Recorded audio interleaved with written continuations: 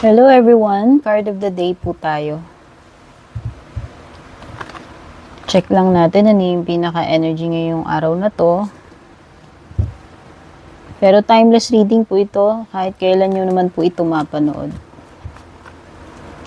Check natin ano yung pinaka-energy, message.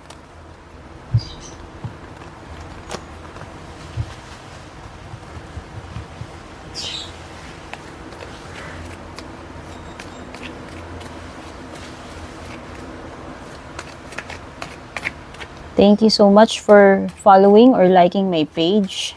Thank you rin kung palagi kang nag-share ng mga readings natin, kung palagi kang nanonood.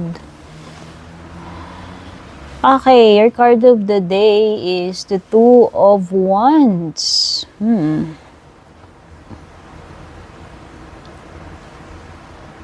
I think someone is thinking of you. It could be a fire sign. Aries, Leo, or Sagittarius. May nag-iisip sa'yo, may pinaplano tong person na to. And kung para sa'yo ito, pwedeng ito ay opportunity. Actually, may dalawang opportunity dyan na maaaring dumating sa'yo, maaari kang makapamili. Okay?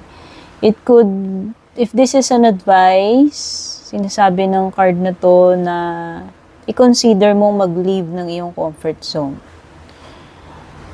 Okay? Kumbaga may potential ka pa na mag-expand, mag-level up. Kung lalakasan mo lang yung loob mo na mag-leave ka ng iyong comfort zone, importante rin yung pagpaplano. Okay? Pagsaset ng goal.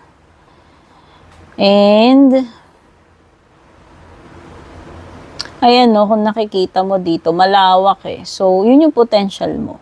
Hawak na nga niya yung globe actually.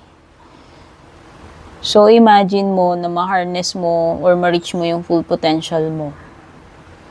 Okay? So, yan. Kailangan mo mag-take din ng risk paminsan-minsan. Okay? In career, in love, in life. Okay, so that's the message for you guys dito sa inyong card of the day. Thank you so much for watching. Love you all. Babush.